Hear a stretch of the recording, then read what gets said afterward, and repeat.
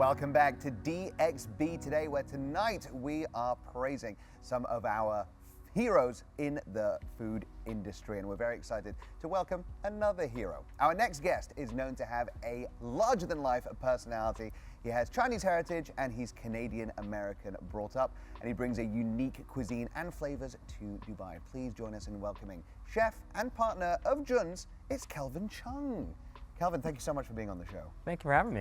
So we want to know what's new with you, what's new with Jun's, what's been happening? We've launched our next edition of our tasting menu, which is available daily.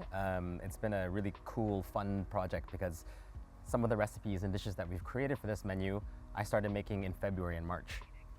So we started our whole fermentation lab, things that we created like our homemade misos, soy sauce, vinegars. We've been fermenting since February. And now 8 months, 9 months, 10 months, almost a year later, they're finally ready and they're on the menu. That is absolutely incredible. What makes Jun's unique apart from the fermentation? What makes someone think, oh, we have to go to Jun's? We need to go there. There's nowhere else we can go. I think what makes Jun's so unique from the rest of Dubai, Dubai is one of the most dynamic food markets in the world. And the things that I've created for the restaurant, it's very Jun's, it's very me. I like to take a lot of nostalgic dishes, reimagine them, and create very dynamic, fun flavors. And we keep cooking this third culture cooking, which we call cooking without borders. So there's no label, there's no box, there's no cuisine per se, and it's really just me and my story on a plate. Fantastic. I've got to ask, I had a look at the menu before we came on set, and it actually is like very diverse. So you've got pot stickers on there, you've got noodles, and then you've also got pani puri, and like it's a real like mix of different things. Where did you get the inspiration for the menu? So every dish, everything that I create is based off of a nostalgic food memory, and it's part of my journey. So you'll see things by using things that I grew up cooking in my parents' restaurants, and my whole journey through Canada, through the US, cooking in Europe, and finally ending up in India for 10 years, and now in Dubai. And this is where that whole third culture comes together. Kelvin, I have to ask you, because I want to go back to you saying you're quite fresh in the market, 2 years now, which is such an incredible milestone as well for you. But you said you were in India before and then Dubai, and you said, you know, and now I'm in Dubai, as if it's just a casual thing. It's a really big deal to come into this space, which is such a huge movement for the culinary industry. Talk to me about that. Why Dubai? Why did you choose to come here? And was it difficult to set up? Were you nervous? What were the emotions behind it? So I originally started scouting Dubai in 2016 with other companies. At that time, everybody had already known that Dubai was this emerging monster of a market where every chef, every hospitality group was trying to rush in because everyone saw the potential of what Dubai has become and what it will become. And of course, there's that nervous energy because you're entering this massive landscape with every Michelin star chef, every large hospitality company that's already established and here. So coming in as the new kid, of course, obviously you're very nervous, and you have to be. And there's also there's anxiety and there's stress of that. We just were very blessed from the onset because all these chefs and everyone's already here. So you always hear about the market being full and saturated with all these crazy restaurants and stuff, but no one really talks about how amazing this chef community is. And we're very blessed. And I think Jun's itself has been very blessed because the chefs have been so supportive, the industry has been so supportive, the people of Dubai Tourism, the people in Dubai has really embraced us and really pushed and elevated where Jun's is and hopefully where we'll go in the next future, in a couple of years. Love that.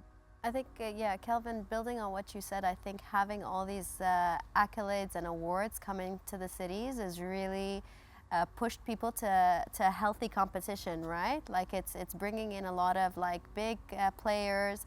It's pushing the underdogs to kind of open their own restaurants.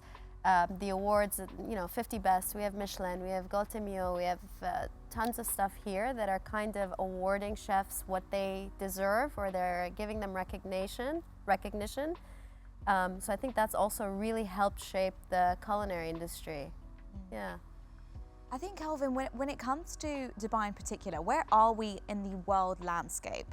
Because for a very young country, I think we've come miles when it comes to all different industries, but particularly in the food scene.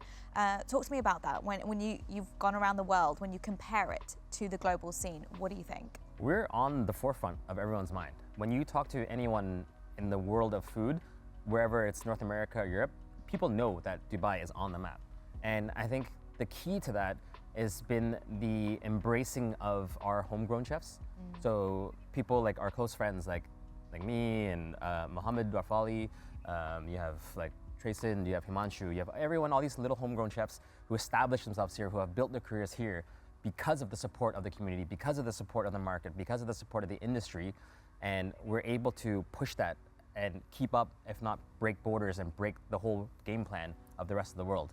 So everybody knows that Dubai equals the top, the best, and up world par class, you know, best food in the world. Yeah. And the chefs have made it on international awards in top tier. Like they're not at the bottom of the list. They're on the top of the list on international awards. So Himanshu, Gregoire, like you said, Orfeli, they're all international players. And we're reaping the benefits, I think. I know. Well, not you, because you're on a diet. Yeah, you're For on now. a diet. Kelvin, I've got to ask you, you've told us like your journey so far with Jun's. What are the plans for the future? There's always huge plans. Of course, the focus is always going to be our first little baby in June's. But I read something really recently, and then I know people always ask about the future, and I find, and I agree, that always telling what you're planning doesn't always help, but keeping it as a surprise, kind of putting it in the universe, kind of will lead to bigger things. So we're going to keep hush, but there is things underway, and hopefully the next coming year, I think we're going to see a lot of big things coming. Exciting stuff. Well, I definitely am going to come down and check out your incredible menu because honestly, I was salivating when I was looking at the menu online. Thank you so much for joining us on DXB today.